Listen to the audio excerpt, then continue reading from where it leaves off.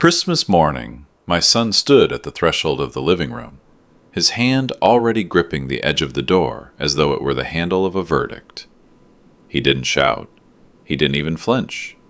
He simply said, with a voice polished by certainty and arrogance, "You're not important." The door clicked shut a second later, but the words had already settled into the air like dust that no broom could sweep away. I didn't rush after him. I didn't argue, though every muscle in my body knew how to resist, how to protest. Instead, I let the sentence burn its outline inside me. That one phrase, simple, almost casual, had the weight of a lifetime attached to it. It wasn't the first time he had dismissed me. Over the years, there had been eye rolls when I tried to tell him about work, polite silences when I mentioned stories from his childhood, quick glances at his watch when I asked if he could stay for dinner. But this was different. This wasn't an inconvenience brushed aside. It was a verdict handed down. The phrase carried the finality of a closing door on an old house, as if my presence had been officially deemed surplus to his life. He wore a crisp suit, far too sharp for the occasion, with cufflinks that glittered like small shields against humility. He looked every bit the man the world admired, confident, upward, untouchable. And I, standing in an old sweater stretched thin at the elbows, might have looked exactly as he saw me, irrelevant, fading, a relic of effort that no longer matched his scale of success. But here's the truth. No one tells young men in tailored suits. Importance is not spoken into existence. It's not confirmed by applause or erased by dismissal. Importance is hidden in the hours no one sees, the sweat that stains a shirt before sunrise, the sacrifices that stack invisibly behind someone else's triumphs. He couldn't see that. Maybe because he didn't want to. Maybe because he thought that by declaring me unimportant, he could finally free himself from the uncomfortable truth of how much I had given, and how much of his world rested on the hands he now disregarded. The silence after he left pressed on me like a weight, denser than the insult itself. I heard the faint hum of the refrigerator, the soft ticking of the old clock on the wall, and the muffled laughter of neighbors outside celebrating the holiday. Ordinary sounds, but against that silence they felt sharp, like reminders of a world moving forward, while I stood still in the aftershock of my son's words. I thought of the nights when he was a boy, coughing in his sleep, and I had sat beside him until dawn, afraid the fever would climb higher. I thought of the mornings when I packed his lunch with the last bread in the house and drank only water myself so he would never know hunger.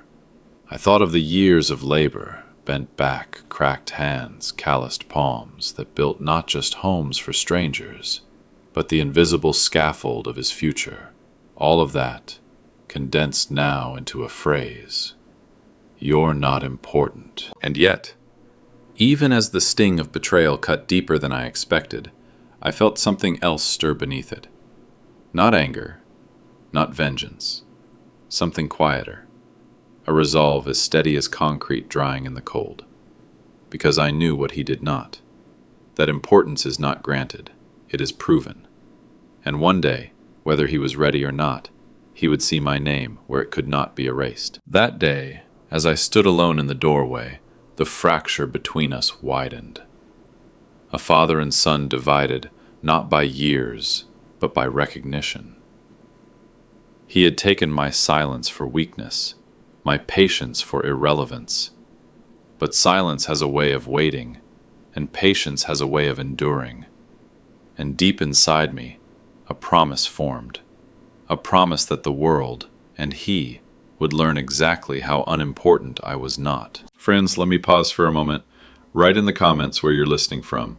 Has something like this ever happened in your life? Don't forget to subscribe and share this video. That's how you help us grow this channel and keep bringing you stories every single day. All right, let's continue. When the sting of his words finally settled, I found myself remembering the one thing that had always given me strength, my hands. They had never looked like much, scarred, crooked in places, veins running like stubborn rivers, but they had built more than most men's names ever could. Long before my son wore his first suit, long before he learned to measure importance by applause or money, my hands had drawn lines across scraps of paper at our kitchen table. Not artistic lines, not the kind that people frame and hang on walls, but lines that became beams, frames, rooms, and roofs. I remember those nights, sitting in the dim light of a single lamp, tracing measurements with a pencil that kept breaking, sharpening it again and again until the wood was shaved down to nothing. There were no architects in the house, no great firms behind me. There was only me, and a stubborn belief that if I could put the pieces together on paper, I could put them together in the world. The table still bore the faint grooves where I pressed too hard, where numbers and angles dug into the wood grain. Even our family dinners sometimes had to make room for those blueprints. My wife would set plates down gently around them, never complaining, only touching my shoulder as if to remind me that she knew what it cost to keep building when no one was watching. And then came the shifts. Long nights, endless weeks. I was the man who came home after everyone else was already asleep, the man who left before the street lamps blinked off. My son rarely saw me in daylight during those years. Maybe that's why he grew to think of me as absent. Maybe that's why now he could so easily call me not important. But those absences were not neglect. They were bricks being laid in silence, paychecks cashed and folded into rent, school books, a roof that never leaked even in the worst storms. I can still feel the weight of beams on my shoulders, the sting of cold metal cutting into my palms when gloves tore. There were mornings I walked home with cement dust still clinging to my hair, nights I peeled off boots that left my socks soaked through. I never asked for recognition. I asked only that what I built should stand, and that those who needed shelter could find it.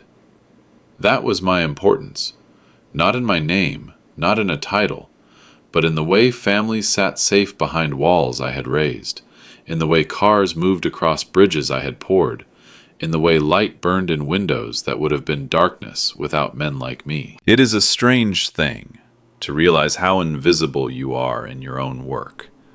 Nobody remembers who laid the bricks of the hospital where their children were born, or who tightened the bolts in the bridge that carries them home.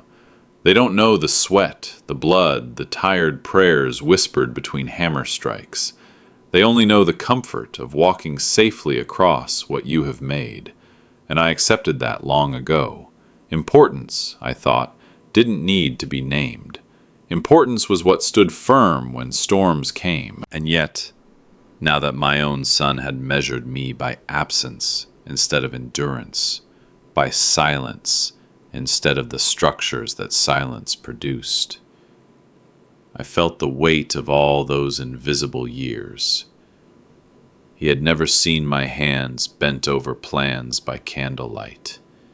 He had never carried a beam with me across muddy ground. He had never watched me pour myself into concrete that would outlast my body. To him, I was simply not important. But to the city, to the skyline, to the roofs under which children laughed, I was there. My fingerprints were hidden in every corner of steel and stone, not as decoration, but as foundation. My life had been a pattern of building without applause, constructing without acknowledgement, and in that I found a strange kind of pride. Because when words fade, when even memory falters, the walls remain.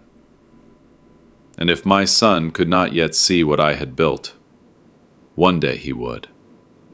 One day he would walk through doors that my hands had made possible. And then the silence would speak for me. The sickness came quietly at first, like a shadow slipping beneath the door. It was the coughs that lingered longer than they should have, the fatigue she brushed off with a smile, the pale light in her eyes when she thought no one was looking. My wife had always been the strong one, the anchor that steadied every storm in our home. She carried burdens as though they weighed nothing. My long absences, the bills that came like clockwork, the loneliness of raising a son with a husband always out on night shifts. She never complained. but illness has a way of stripping strength without asking permission. I remember the nights in the hospital more than the days. Days were full of people. Doctors with clipped voices, nurses with efficient hands, visitors who came with fruit baskets and shallow reassurances. But nights were different. Nights were when the machines hummed in the corners like broken lullabies, when the hallways were dim and hollow, when I sat by her bed holding her hand, feeling her grip weaken one breath at a time.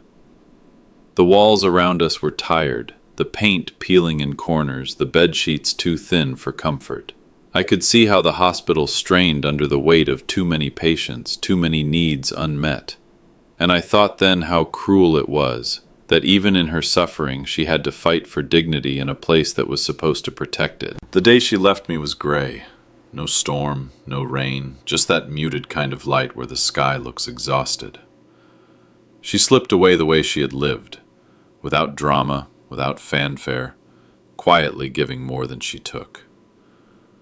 When the last breath left her, I didn't shout. I didn't break.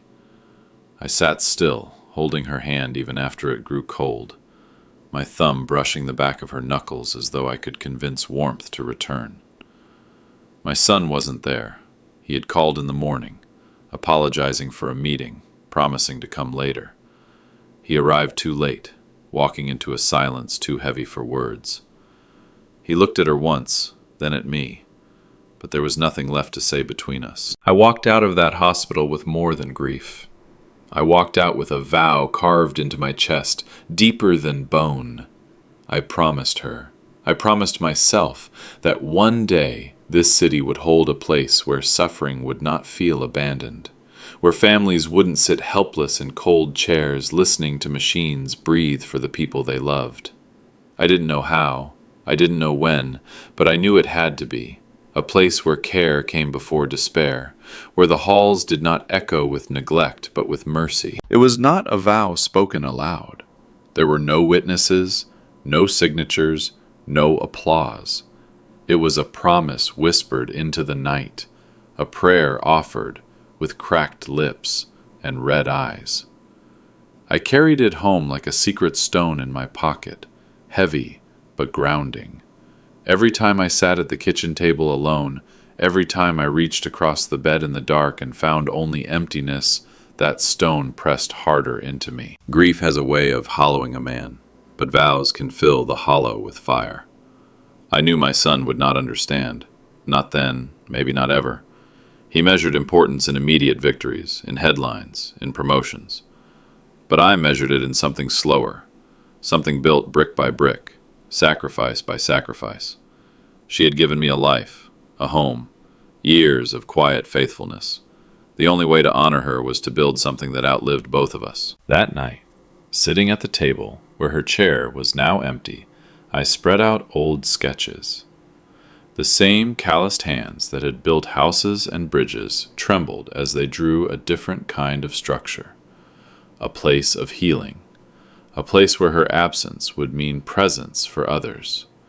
The lines were shaky, uneven, but I traced them again and again until the vision became steady. And with every line, I whispered her name, as if each stroke could carry a piece of her forward into the future.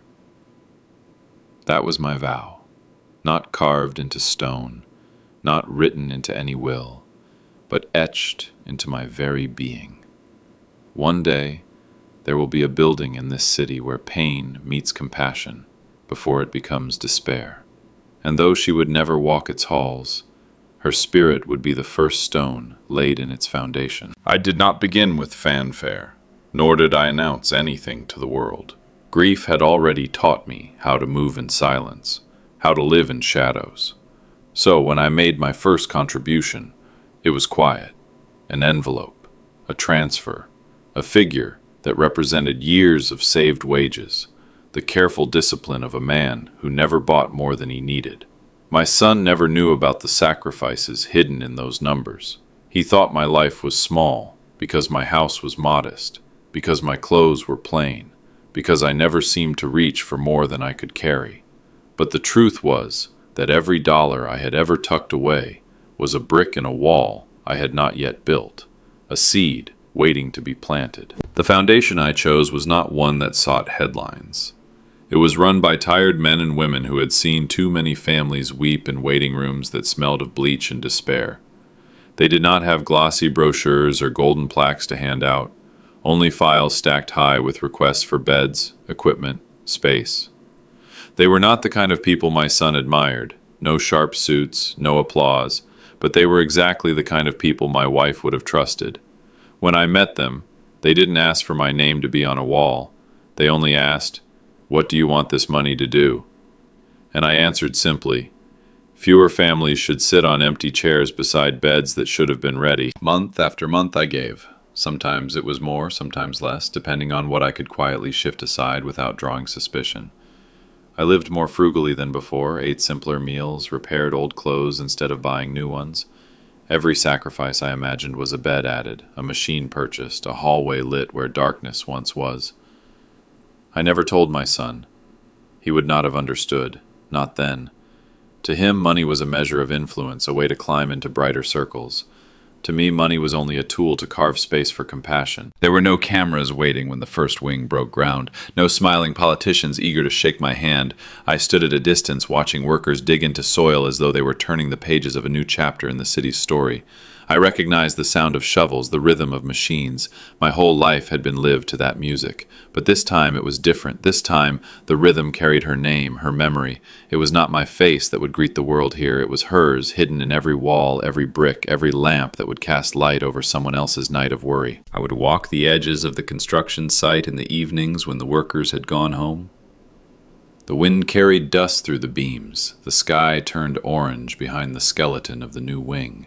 And I would place my hand on the rough concrete, as if feeling the pulse of something alive. I didn't need anyone to thank me. The gratitude was already there in the thought of mothers who would not have to beg for space, of fathers who would not sit helpless in hallways while their children fought to breathe. That was my payment, knowing the silence of my home was being turned into hope for others. My son never asked why I had less money to spare, why my shoes grew older, why I passed on dinners out or gifts that once seemed within reach. He assumed it was weakness, decline, the slow fading of an old man without ambition. He never guessed that, while he measured importance in boardrooms and headlines, I was writing a different definition into the city's foundation. Sometimes, late at night, I would take out the receipts and letters of acknowledgement, plain sheets of paper, nothing ornate. I kept them in a drawer, folded neatly, as if each one was a testament to a vow fulfilled. Not trophies, not proof for anyone else. Just reminders that the promise I made at her bedside was still alive, still growing. And so, the hospital rose, brick by brick, floor by floor. My name was not whispered among donors, not printed in newspapers. I was invisible, the way I had always been. But invisibility did not mean unimportance. For every step the building took toward completion, I felt a weight lift from my chest, a quiet assurance that her absence was not in vain. I had not brought her back, but I had built something that might keep someone else from losing too soon. One day, I told myself, he will walk these halls. He will see the light, the rooms, the people saved, and whether he admits it or not, he will know that the man he once called not important had left a mark far deeper than his words could erase. My son grew taller in the city's towers than I ever did, not in stature, but in presence. His days became filled with fast elevators, conference rooms where the air was cold and recycled, meetings that lasted no longer than the battery life of a phone. He thrived there, in the world of polished floors and glass walls, where success was measured not in calloused hands, but in the speed of decisions and the weight of signatures. He learned to live in minutes, not in hours, in deadlines, not in decades, and he began to speak in the language of men who had never felt cement harden in their palms. He loved results that came quickly, contracts closed with a single handshake, deals settled before lunch, projects announced with champagne before a single brick was laid. He called it efficiency, but I saw it for what it was: impatience dressed in ambition. He had forgotten that real strength is not in speed, but in endurance, not in how fast you climb, but in how long what you build continues to stand after you are gone. Every week his voice grew sharper, his walk quicker. He lived in the vertical world of buttons pressed and doors opening, rising higher without ever noticing the stairs that once carried him as a child on my shoulders. Those elevators gave him the illusion of flight, but he never asked who had laid the cables, who had welded the beams, who had labored unseen to make sure that the machine would rise at all. He had inherited a life where ascent was effortless, and in that ease he forgot the weight of the climb. I watched him one afternoon as he strode out of a building, phone pressed to his ear, briefcase swinging like a declaration of war. People parted for him as though his pace demanded it. His words were quick, clipped, decisive, words that closed deals, words that won arguments, words that moved money from one ledger to another. He did not see me across the street. Or perhaps he did and chose not to. Either way, in that moment, I felt the distance more sharply than ever. He had become a man of speed, while I had always been a man of slowness, of careful layering, of structures that could withstand storms because they were not rushed into existence. He bragged sometimes, when he remembered to call, about the time he saved, the promotions he gained, the rooms he was invited into. I listened, though he mistook my silence for indifference. What he never knew was that I, too, was building something, slowly, steadily, with the patience of a man who had carried steel on his back. While he pressed buttons to reach higher floors, I pressed coins and checks into envelopes, each one a step toward a promise he knew nothing about. The irony was not lost on me. He thought he was the one moving upward, chasing relevance, climbing the invisible ladder of prestige. But I knew that the higher he went, the more blind he became to the steps that had carried him there. The nights I had spent hunched over blueprints, the days my hands bled so his hands could stay soft, the sacrifices that paved the very ground his ambition stood on.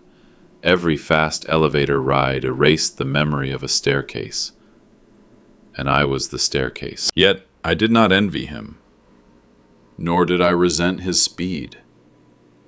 I only feared for him that one day, when the power failed and the elevators stopped, he would find himself lost without the patience to climb on his own.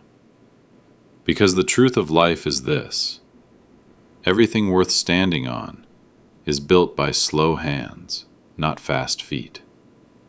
And the day would come when he would be forced to face that truth, whether he wanted to or not. The table had always been a place of gathering, a place where bread was broken and laughter, once upon a time, filled the gaps between clinking glasses. But that night, the air around it was different. The plates were set neatly, the wine glasses reflected the light like fragile trophies, and yet the warmth was gone. It was not a meal to share life, it was a stage for performance. My son sat at the head, his voice carrying like it had learned to do in boardrooms, rehearsed and loud enough to claim the space. He spoke of tenders, of contracts, of men whose names were printed in glossy magazines. He mentioned investors as though they were old friends, and projects as though they were conquests in some private war. The room leaned in toward him. Every nod, every chuckle from distant relatives was a small bow to the new master of the table. I listened quietly, fork untouched, watching his hands move as he spoke. The same hands that once reached for mine as a child, sticky with jam and trembling in sleep, were now curled around a wine glass, gesturing like a conductor of applause. He spoke quickly, with the kind of confidence that comes from being certain no one will interrupt. And no one did, not until I, with a voice slower, lower, measured by years instead of minutes, decided to speak. I didn't raise my voice. I never do.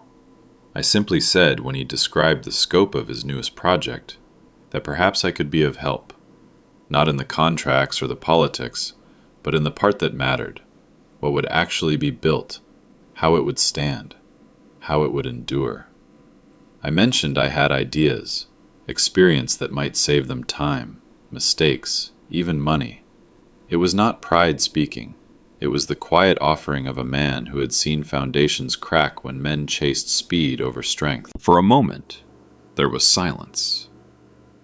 Forks paused. Wine glasses hung mid-air. And then he laughed. Not loud, not kind, but short, sharp, like the snap of a brittle branch. He shook his head, set his glass down, and said the words I had already memorized once before. "You're not important." This time, though, he didn't say it in the privacy of a doorway or under the shadow of holiday lights. He said it in front of everyone, with the confidence of a man convinced that the verdict was final. The chairs did not splinter. The plates did not shatter. The room did not gasp in outrage.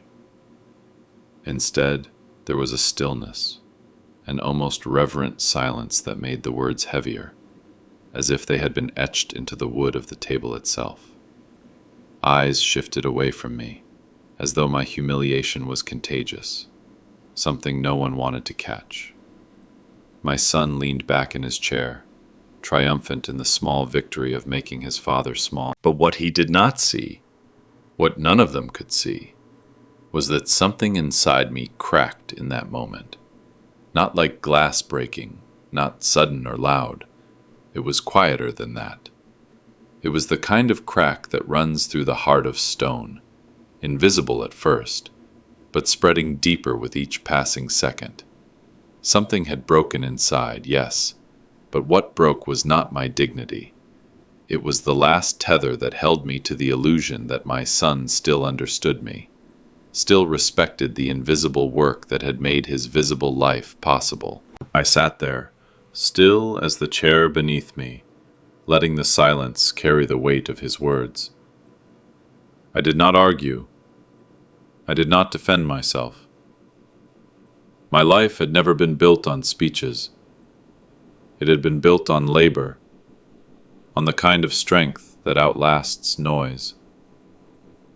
So I chewed slowly, swallowed, and let them believe I had accepted his judgment. Let them think the old man at the table had been reduced to a relic. Inside, though, something else was happening. The promise I had made by my wife's bedside flared like a hidden flame. It whispered to me that justice did not arrive in arguments or retorts. Justice arrived in walls that stood when men's words had long been forgotten. Justice arrived in doors that opened for the suffering, in hallways filled with mercy instead of indifference. So I let him have his victory. I let the table stay intact, the glasses remain unbroken, the guests leave with their shallow laughter. Because I knew the truth. What was cracking inside me was not weakness.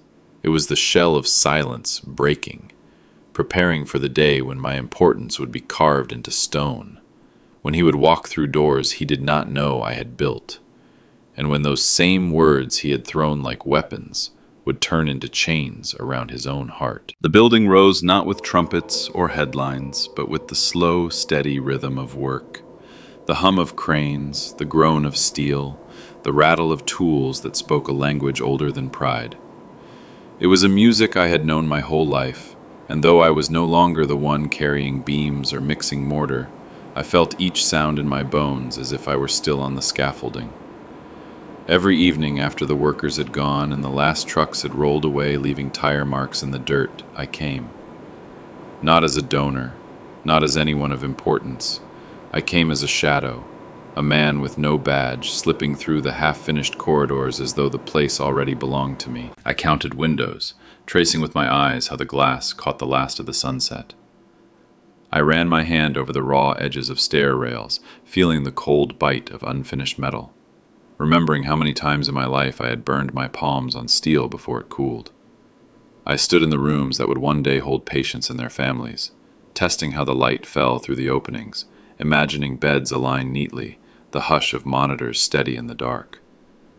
My steps echoed in those hollow spaces, and I thought of her, my wife, and how these walls would have sheltered her if they had only existed sooner.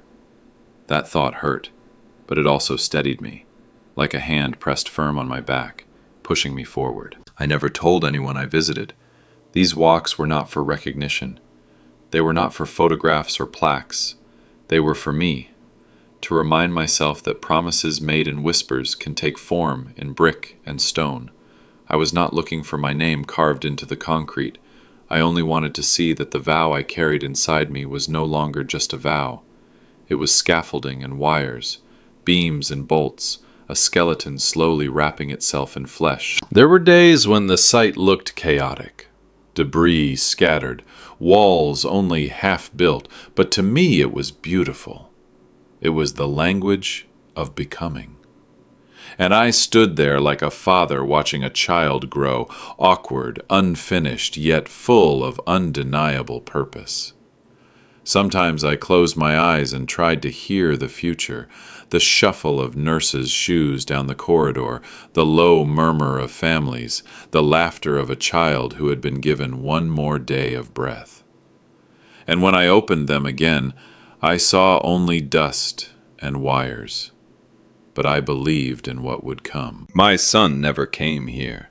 He was too busy climbing his elevators, too occupied with meetings and contracts that promised faster profit than slow construction could ever deliver. He did not see the way this place was rising, did not notice how every floor added to the skyline was another line of justice written against his careless verdict of me. To him, importance was still measured in the speed of a deal, the shine of a lobby, the applause in a banquet hall. But importance was being built here in silence, and one day it would speak louder than any deal he had ever closed. There were no signs with my name, no markers of who had given what. Just raw walls and echoing chambers. And that was enough for me, for now. I knew what it meant to build without being seen. My whole life had been proof of that. But there was a difference this time. This time, invisibility was not the end. This time, it was only a pause before revelation. And as I walked out each evening, dust clinging to my shoes, I carried a quiet certainty. When the doors opened, when the curtains were pulled back and the city came to see what had been built, they would see not me, but the promise I had made to her. My importance was not in being noticed. It was in what would stand long after the noticing had passed. The invitations went out weeks before the grand opening. They were printed on heavy cream paper, embossed with gold letters, folded into envelopes that smelled faintly of wealth and ceremony. The list of names was called key guests, men and women whose presence was considered vital to the prestige of the night. My name was not among them. I learned this not with surprise, but with the kind of quiet acceptance that comes from a lifetime of being overlooked. The envelope that arrived at my house held only bills. The one that arrived at my son's was a promise of recognition, a seat at the table where importance was displayed like jewelry. He mentioned it casually over the phone, his voice rushing, already thinking about other matters. They've invited me to the opening, important event. Maybe if there are extra seats, you can come along. Extra seats. As though my presence would be a favor, a kindness, something to be squeezed into a corner if the room wasn't too full. He didn't mean it to sting, but it did. Not because I expected gratitude or grandeur, but because he still believed the measure of my worth was in whether or not someone else thought to write my name on a list. I didn't argue. I never do. Instead, I found my own way. The hospital's foundation had arranged a fundraising evening. Tables for donors, big and small, the kind of event where faces blend into anonymity, where names are printed in small fonts in the back of a program. I bought my ticket quietly, like any ordinary man from the miscellaneous category of givers. No one would notice me there. No spotlight would seek me out. But I did not need to be noticed. I only needed to be present. The night arrived with the chill of early winter clinging to the air. Cars lined up outside the new building, headlights slicing across the fresh concrete, chauffeurs opening doors for men in tailored suits and women in gowns that shimmered under the streetlights. My son emerged from one of those cars, his tie knotted perfectly, his smile already fixed in place for the cameras. He walked quickly, shoulders squared, certain that this night was another rung in the ladder he had chosen to climb. He didn't see me across the street, walking at my own pace, ticket folded in my coat pocket, shoes carrying the dust of evenings spent pacing the construction site alone. Inside, the building no longer looked like scaffolding and dust. It gleamed now. Floors polished to a mirror's shine. Walls painted in calming tones. Lights softened to ease the strain of tired eyes. Guests clustered in groups, clinking glasses, their laughter echoing too loud against walls that had been raised for a quieter purpose. I watched them circle the room, speaking of donations as if they were trophies, of their names as if they were bricks in the structure itself. They admired the chandeliers, the catered meals, the photographers moving like shadows among them. No one looked at the beds behind closed doors. No one thought of the patients who would soon lie in them. I sat at a table near the back, unnoticed, just another man among the others whose contributions did not merit speeches. Around me were people with kind eyes, those who had given what little they could, their names destined never to be spoken aloud tonight. We shared nods, small smiles, a quiet understanding that we had not come for applause. We had come because we knew what it meant to lose, and what it meant to want mercy for others. At the front, my son stood with the honored guests. His name was read with ceremony, his hand shaken, his presence praised. I listened to the applause and felt no envy.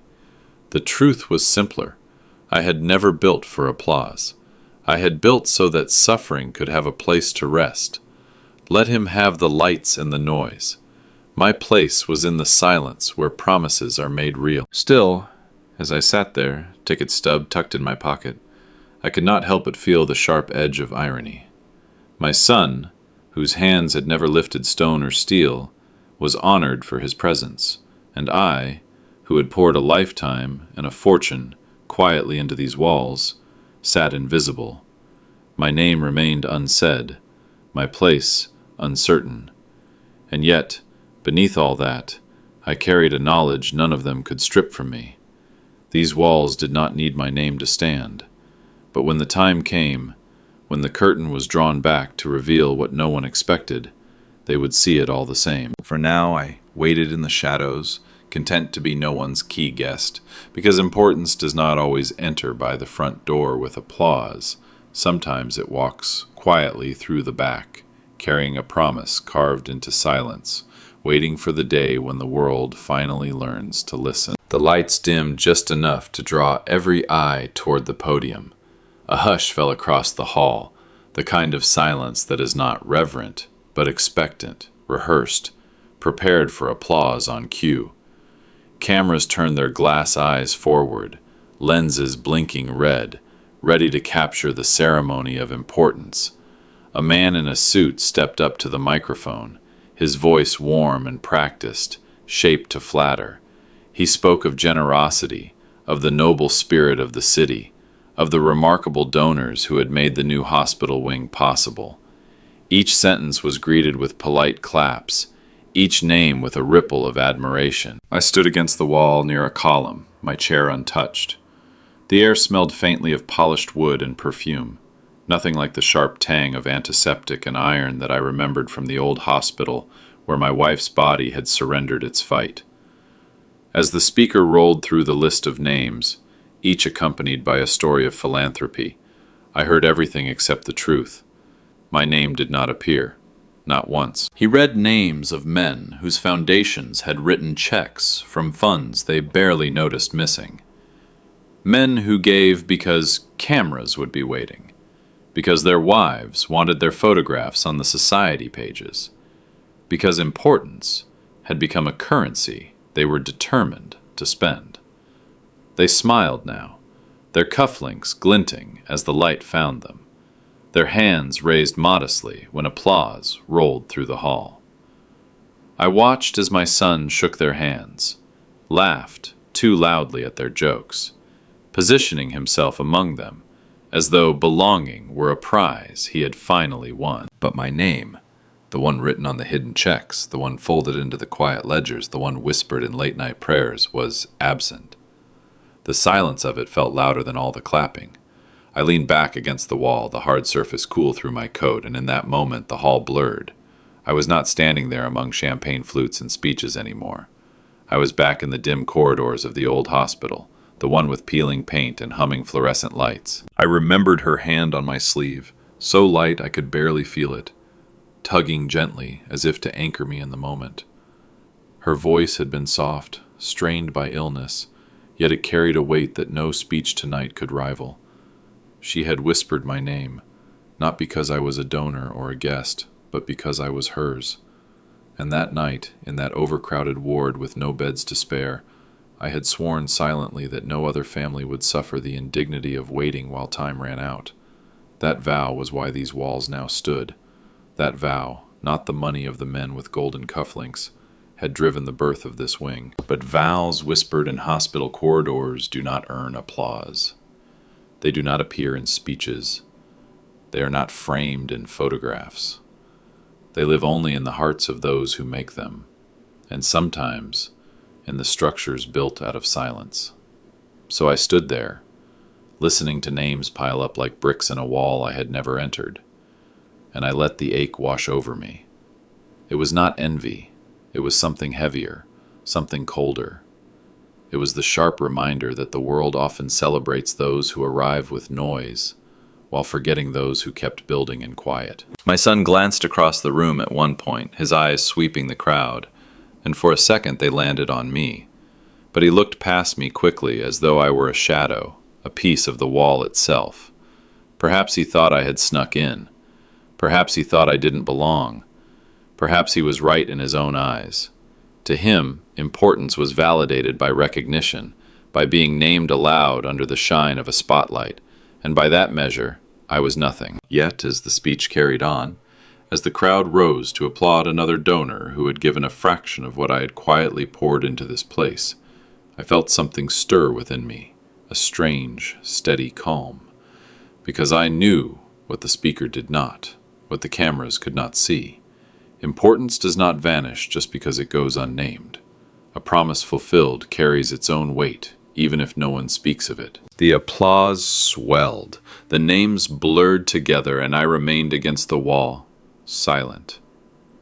But beneath that silence, I carried a truth none of them could erase, that when the lights dimmed, when the applause faded, when the cameras turned away, this building would still stand on the vow I had made beside her hospital bed. And one day, my son would walk these halls and understand that even when the world forgets, stone remembers. They led us through the corridors as though guiding a procession into the future. The walls shone with fresh paint, white but softened with warm tones, as if trying to disguise the sterility of what they would one day hold. Lights hummed quietly overhead, their glow diffused and measured, calibrated not to blind, tired eyes, but to soothe them. The guide's voice was cheerful, rehearsed, speaking of innovation and design as though comfort could be quantified. Every corner was a promise. Oxygen panels recessed neatly into the walls, state-of-the-art monitoring systems, rooms where silence had been engineered to feel like calm rather than neglect. We passed through the children's wing. Small beds stood in tidy rows, untouched sheets tucked with precision, waiting for lives not yet broken but already fragile. On the walls hung bright colors, carefully chosen to distract, to comfort, to soften the terror of illness. They showed us the playroom, new toys, bright murals painted by local artists, a space where even for a few minutes children might forget the tubes in their arms and the weight of fear pressing on their parents. I lingered there, letting my eyes wander across each painted figure, each childish smile frozen in color. I thought of her, my wife, and how she would have loved to see this place, how her heart would have ached and yet rejoiced to know that suffering could be answered with something more than despair. But my son saw only numbers. He pointed out the cost of the new ventilators, the efficiency of the oxygen panels, the logistics of staffing ratios. His words were clipped, precise, full of the vocabulary of a man trained to measure impact in reports and projections. He asked about maintenance schedules, energy efficiency, the cost of long-term upkeep. Not once did his eyes soften at the thought of who would breathe through those machines, who would cling to life in those beds. To him, this was infrastructure, a project delivered on time, a success story to share in boardrooms. I did not interrupt. I did not correct him. I walked a step behind, my hand brushing the edges of doors, the cool surface of railings, the glass that reflected back a face older than I remembered. I carried the images into myself, storing them as one might store photographs. The way the light pooled gently in the recovery room, the hush of air conditioning that masked the silence of waiting, the rows of quiet boxes where lives would be fought for and sometimes lost. To me, every detail was a memory, not yet lived, but already heavy with meaning. When we entered the intensive care unit, the guide's voice lowered instinctively, as though the very architecture demanded reverence. Machines lined the walls, waiting like sentinels. Monitors flickered with idle screensavers, their emptiness almost holy in its potential. I paused there, imagining families pressed against these walls, holding hands, whispering prayers. I remembered how I had once sat in a similar place, watching her chest rise and fall with difficulty, wishing for one more bed, one more nurse, one more hour. That wish had turned into this building. That loss had become this answer. My son did not see it.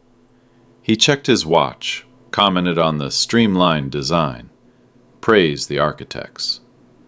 He carried himself as though he belonged here by merit, as though his presence affirmed the project's success. He did not notice me, tracing the outlines of the door frames, memorizing the way light spilled into the hallways, embedding in myself the proof that promises made in grief could one day be carved into stone. By the time the tour ended, applause rose again, voices praising the marvel of modern medicine, the efficiency of construction, the generosity of donors. I remained silent at the back, eyes lingering on a single bed framed by glass. Empty now, it would not stay empty for long. Someone's wife, someone's child, someone's father would lie there, breathing because this place existed. That was enough. I did not need my name in their speeches. I did not need the cameras to find me. I had already found what I came for. The quiet truth that grief had been transfigured into mercy, that absence had become shelter. And though my son walked past me without a glance, absorbed in the glow of recognition, I carried something far heavier than applause: memory, promise, fulfillment. At the end of the tour, they gathered us near a staircase, wide and gleaming, its steps still smelling faintly of new stone. The handrails shone under the light, brushed steel polished to a quiet brilliance, as if every reflection carried the memory of the men who had bent, welded, and lifted them into place. A heavy curtain of dark fabric hung against the wall at the landing. It rippled slightly as people passed, concealing what lay beneath. The guide spoke with rehearsed excitement, saying this was a dedicated section, a tribute to those whose generosity had made the new wing possible. The crowd pressed closer, their voices dropping into the expectant hush that comes before revelation. Phones came out, cameras lifted, eager to capture whatever name or symbol waited beneath the folds of cloth. My son stepped forward without hesitation, smiling for a photograph in front of the covered plaque. He didn't look at it. He didn't need to. For him, the curtain was already proof enough. He had grown accustomed to moments like this, accustomed to standing before symbols of importance as though by mere proximity he owned them. He posed quickly, adjusting his tie, his face practiced into the half-smile of men who expect to be remembered. I did not move forward. I stayed at the edge, where the light caught the railing in a way that stopped me. I reached out and brushed my fingers over the steel, still cool, humming faintly with the echo of countless strikes, welds, and polishings. To anyone else, it was just metal, functional and clean. To me, it was music, a quiet song of human labor, of strength poured out until the body aches, of craftsmen whose names will never be spoken into microphones. That sound lived in me still. The clatter of metal dropped, the grunt of men hauling weight, the hiss of welding torches, and here it was transformed into elegance, into something the world called beautiful without ever knowing the price. As the voices rose around me, eager and hurried, I stood apart, letting the weight of the moment press against me. I thought of her hand on my sleeve in that old hospital corridor, the way she had tugged me back when my grief had tried to carry me away. Her grip had been weak but insistent, grounding me in the reality of love, even in the face of death. And now, standing before this staircase, I felt her presence again, not as a ghost, but as a current moving through the steel, through the stone, through the air that waited to see what the curtain would reveal. The guide announced that soon the fabric would fall, and with it, the truth of who would be remembered here. Laughter rose, anticipation sharpened. My son lifted his phone again, certain his place was secured, certain that his proximity alone was enough to anchor his name in stone. But I knew better. Names are not earned by photographs. They are not granted by invitations or spoken in speeches just to fill air. Real names, the ones that matter, are carved by sacrifice, carried by promises, and proven in silence. I rested my hand on the rail once more, listening to the music no one else could hear. It was not applause, not the chatter of donors, not the buzz of cameras. It was the hymn of work itself, the quiet pulse of endurance made visible. And as I looked at that curtain, trembling slightly with the draft of air, I felt the strange certainty that beneath it lay not just letters, not just a dedication, but justice waiting to be spoken in steel and stone. The moment had not yet arrived, but it was close. I could feel it. The air around us seemed to hold its breath, and though my son smiled blindly at his reflection in the polished railing, I knew the truth was only heartbeats away. The moment arrived with a practiced gesture, as one of the officials stepped forward and tugged the rope. The heavy fabric, rich and dark as midnight, slid down the wall in a single sweep, folding into itself before spilling onto the floor. A hush swept through the hall, heavier than applause, heavier than breath.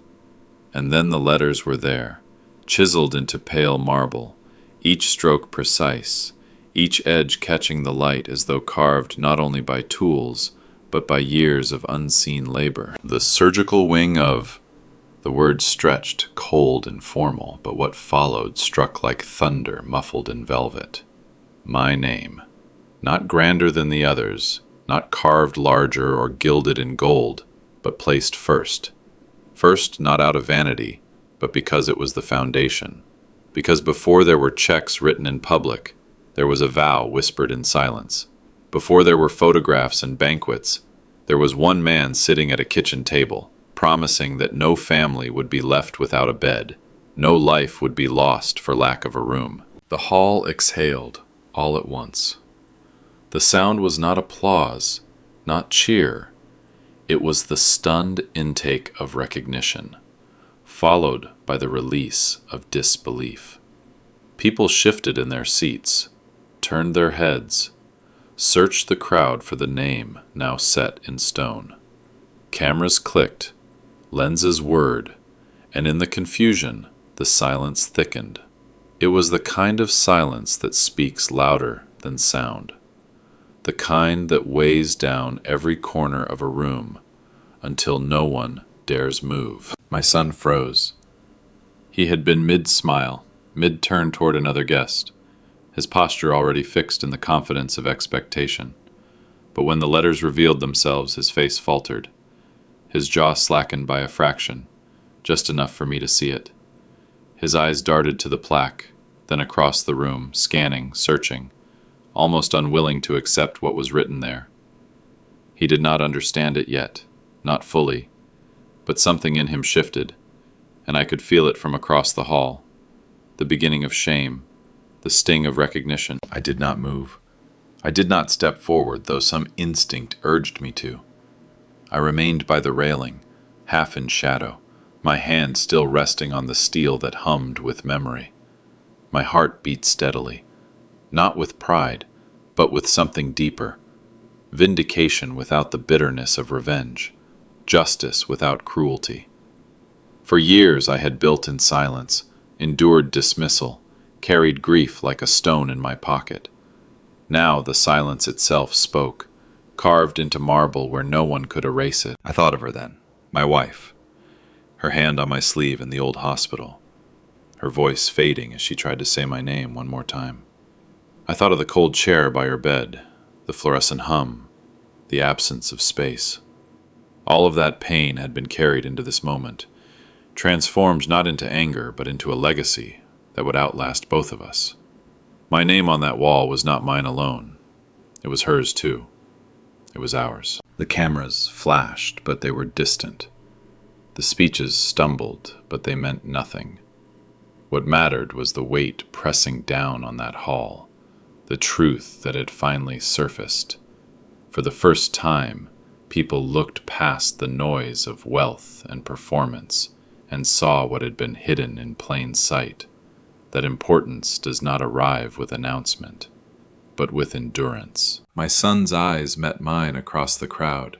For a second, the room fell away, and it was only him and me, father and son, divided by years of misunderstanding. He looked at me as if seeing me for the first time. Not the old man at the table, not the shadow in the corner, but the name carved in stone where no one could deny it. And in that gaze I felt not triumph, but release. The fracture that had opened long ago between us had not yet closed, but the silence had shifted. He could no longer call me not important. The walls themselves would contradict him. Around us, applause finally broke. Hesitant at first, then swelling as the crowd recovered its voice. But to me, the applause was hollow, unnecessary.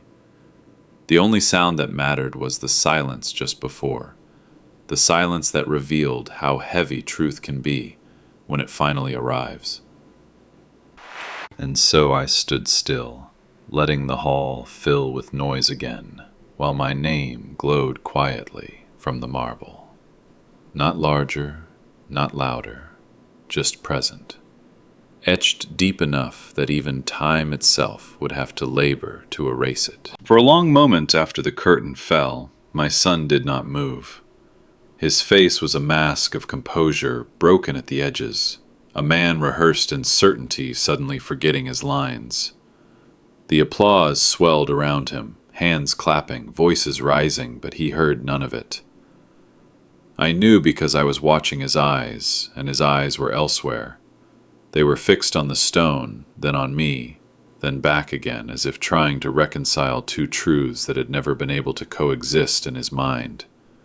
The father he had dismissed, and the name carved first into the marble of the future. When he finally turned, when his gaze found mine across the room, I saw it, years rushing into his face all at once.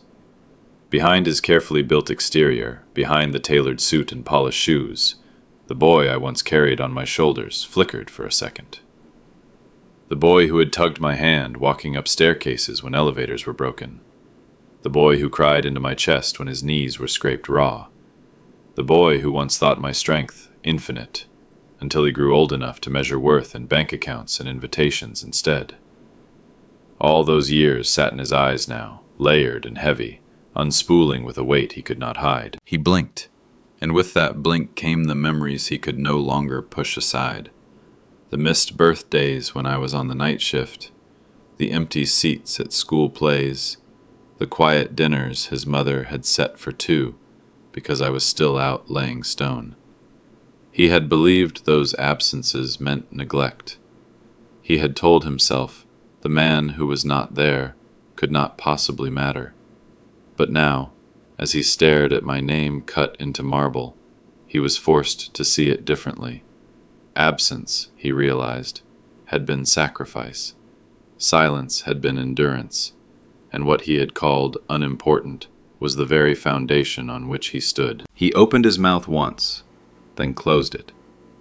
I could see words circling in him, unformed, heavy, too raw to escape. He was a man trained in language, presentations, negotiations, speeches polished smooth. But now, none of that mattered. No arrangement of words could soften what his eyes already said. They spoke confusion, regret, a kind of stunned humility he had never allowed himself to feel before. His gaze trembled like a bridge under sudden weight. And yet, I did not need his apology. I did not crave it. For years I had lived without it, and now that justice had been etched into stone, I had no use for it. What mattered was that he understood, finally, that importance does not ask permission. It does not beg for recognition.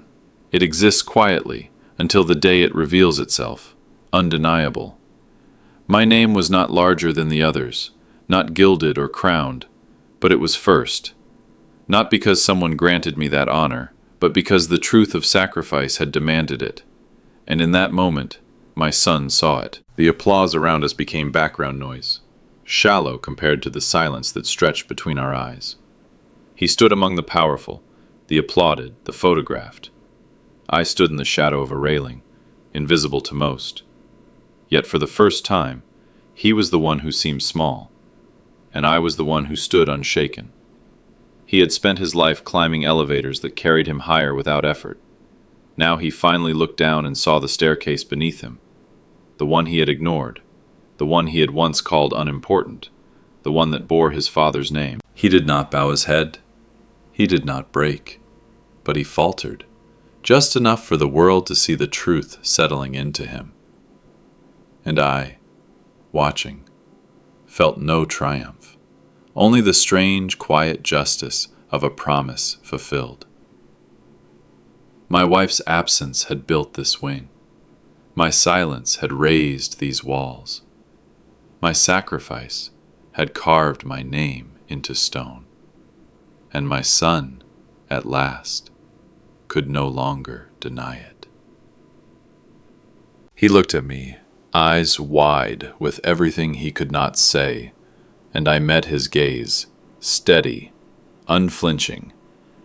Between us stretched years of misunderstanding, but for the first time, words were unnecessary. What lived in stone now spoke louder than either of us ever could. The noise of the crowd spilled behind us like water overflowing a glass, but in the side corridor it was different. The air was sharper here, heavy with the smell of fresh paint and plaster dust that had not yet settled. The walls were bare, untouched by plaques or decorations, just raw surfaces waiting for time to soften them. It was here, away from the lights and cameras, that my son finally stopped moving.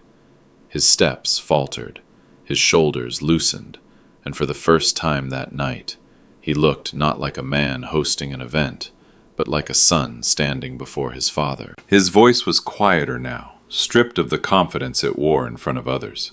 "Why didn't you tell me?" The words were simple, almost fragile, as if he himself was afraid of how easily they might break. I did not hesitate.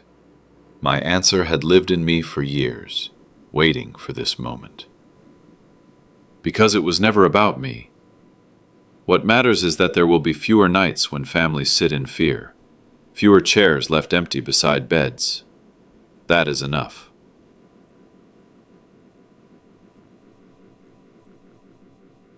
He stared at me, searching, as if there must have been more, some hidden reason. But there wasn't. The truth was as plain as the walls around us. We stood there without speaking further, the silence between us thick but not heavy this time. It did not accuse. It did not wound. It simply held us in place, father and son, divided still but no longer blind to each other. The sounds of applause in the hall grew fainter, dulled by distance. In their place, the quiet filled us, and it healed faster than any speech could. For once he did not try to argue, and I did not try to explain. We simply stood, letting the silence say everything neither of us knew how to. We left the corridor without words, and found ourselves at the foot of the new staircase. It rose, wide and steady, the kind of structure that seemed to carry its own weight with dignity. I placed my hand on the rail and began to climb, one step at a time, not rushing. For once, he did not stride ahead.